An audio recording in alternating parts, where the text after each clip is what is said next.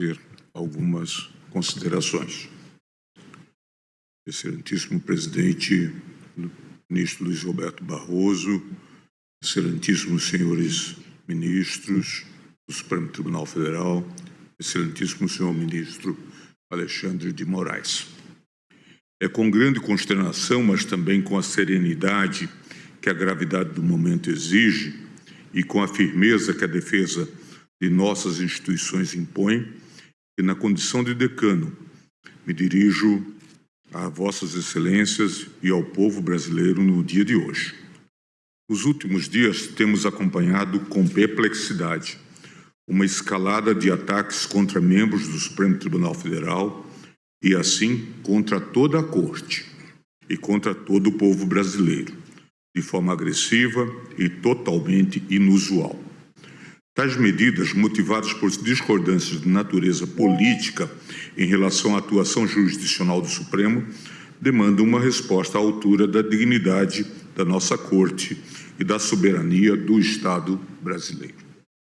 Nesse sentido, venho manifestar meu mais veemente repúdio aos recentes atos de hostilidade unilateral, que desprezam os mais básicos deveres de civilidade e respeito mútuo que devem balizar as relações entre quaisquer indivíduos e organizações.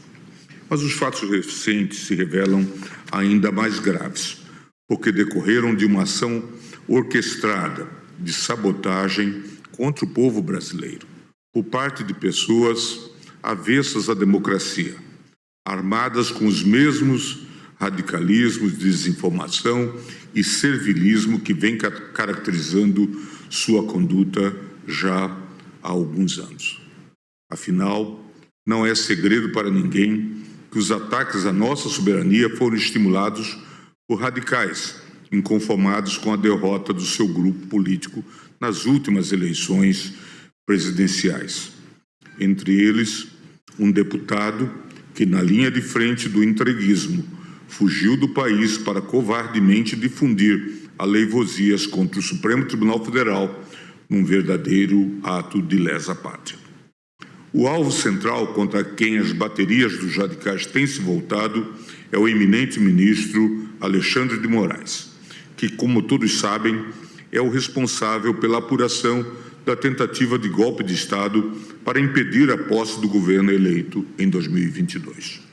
Não é de hoje que o ministro Alexandre tem sido alvo de críticas infundadas em torno da condução dessas investigações. Sobre isso, sempre digo e repito: a atuação do Supremo e de seus ministros não está imune a críticas. Elas são bem-vindas quando, num gesto de boa-fé, procuram aperfeiçoar o funcionamento das instituições. Porém, é imperativo que, em tempos de crises e desafios, possamos distinguir entre as ponderações sérias e construtivas e as opiniões levianas que docilmente aderem às narrativas falaciosas fabricadas pelos diversos gabinetes do ódio, espalhados pelo país e difundidas nas redes. E isso para não mencionar as investidas que dolosamente visam corroer a independência de nossas instituições e enfraquecê-las. Nesse sentido, as censuras que têm sido dirigidas ao ministro Alexandre, na sua grande maioria, partem de radicais que buscam interditar o funcionamento do judiciário e, com isso, manietar as instituições fundamentais de uma democracia liberal. As acusações partem de dois eixos de insatisfações. De um lado, estão os ataques feitos pela claque de apoiadores das lideranças políticas que são acusadas de uma tentativa de golpe de Estado após as eleições de 2022. À medida que testemunhas ouvidas em juízo confirmam fatos graves, como, por exemplo, a confissão de elaboração de um plano para assassinar juízes e autoridades, os ataques ao Supremo ganham mais intensidade. Tudo fruto de desespero daqueles que se veem às voltas com acusações graves e que, ao serem confrontados com elementos de prova comprometedores e incontestáveis, apelam a cantilenas de perseguição política e de afronta ao devido processo legal. O segundo foco de insatisfações, mais relacionado com interesses de grandes empresas de tecnologia, diz respeito ao processo em que o Supremo decidiu que as plataformas não podem se omitir, assim que sejam notificadas, no combate a crimes graves praticados por usuários nas redes sociais, como pedofilia, terrorismo e instigação ao suicídio. A mera perspectiva de que elas possam vir a ter deveres triviais, diga-se, os mesmos que já são exigidos de todas as empresas que operam no Brasil, despertou lobbies poderosos. Esses agentes reagem agora para tentar, em vão, dobrar o tribunal e o governo brasileiro aos seus caprichos e aos seus interesses econômicos. Cumpre dizê-lo com a serenidade e com o desassombro que esse tipo de investida exige de todos nós, membros desta casa multicentenária. Este Supremo Tribunal Federal não se dobra a intimidações. Alguns esclarecimentos, porém, são necessários. Não por qualquer necessidade de prestar contas a quem propaga aleivosias ou promove afrontas e ataques contra o tribunal. Esta exposição se dirige ao povo brasileiro, que é bombardeado diariamente por desinformação nas redes sociais e tem direito de compreender o que de fato está ocorrendo e quais os interesses que estão por trás dos ataques contra as instituições. Inicialmente, quanto ao respeito aos ritos legais e aos direitos dos réus nas ações que apuram a tentativa de golpe, é necessário enfatizar que a condução dos casos tem sido pautada pela legalidade, pelo respeito aos direitos e garantias individuais e pelo compromisso inegociável com a verdade. Não há nenhum fato real, concreto e individualizado que sinalize o menor desvio ou descuido do relator em relação ao devido processo legal, à ampla defesa e ao contraditório. Ao votar pelo recebimento da denúncia do núcleo crucial da suposta trama golpista, o relator apontou que a defesa dos réus teve acesso à íntegra dos autos e a todas as provas que embasaram a denúncia. E mostrou que há registro oficial das inúmeras ocasiões em que os advogados manusearam os autos da ação penal e das investigações. O respeito ao direito de defesa tem sido constante, com participação efetiva dos advogados e réus nos atos processuais, apresentando provas, deduzindo teses e resistindo aos argumentos da acusação. Além disso, as sessões da turma não apenas podem ser acompanhadas presencialmente pelos advogados, pelos réus e pela imprensa, como são transmitidas em tempo real pela TV Justiça, garantindo a mais ampla transparência dos atos processuais. Diante da clareza dos fatos, devem ser fortemente rechaçadas quaisquer insinuações vazias sobre a lisura do rito observado pelo relator.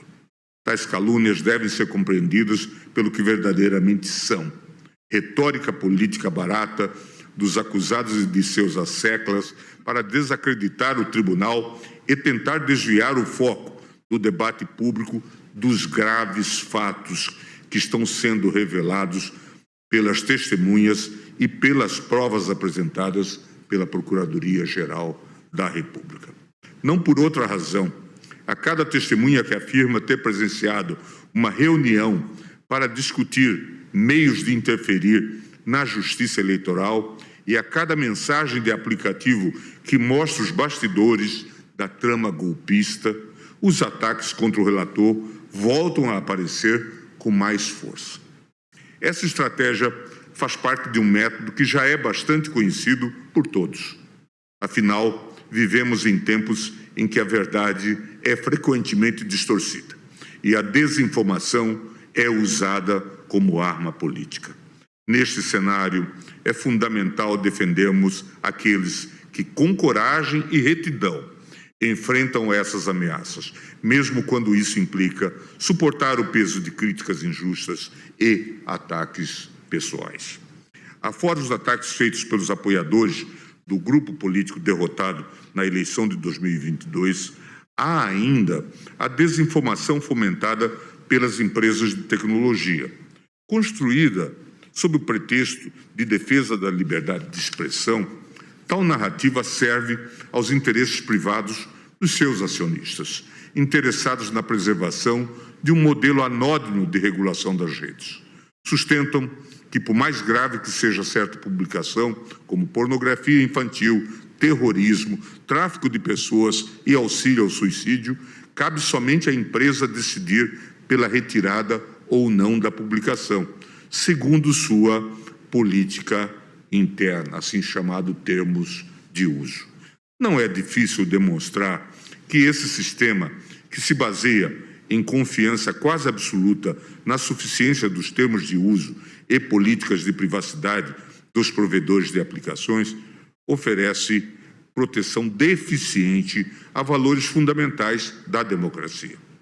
Afinal, não são poucas as amostras recentes de que os sistemas internos de moderação das empresas falharam nessa missão, ao permitir que fossem amplamente mobilizados nas redes sociais conteúdos ilícitos, como desinformação sobre vacinas, ataques contra as instituições e chamados para o lamentável 8 de janeiro de 2023.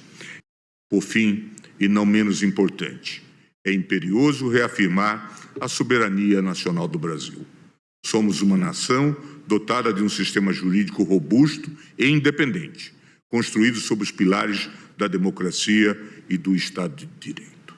Ataques à nossa atuação jurisdicional representam não apenas um desrespeito à nossa Corte, mas uma afronta à própria soberania de nosso país. Em um cenário global cada vez mais interconectado, o respeito mútuo entre as nações e a não ingerência em assuntos internos são princípios basilares da convivência pacífica e harmoniosa. É importante que fique claro.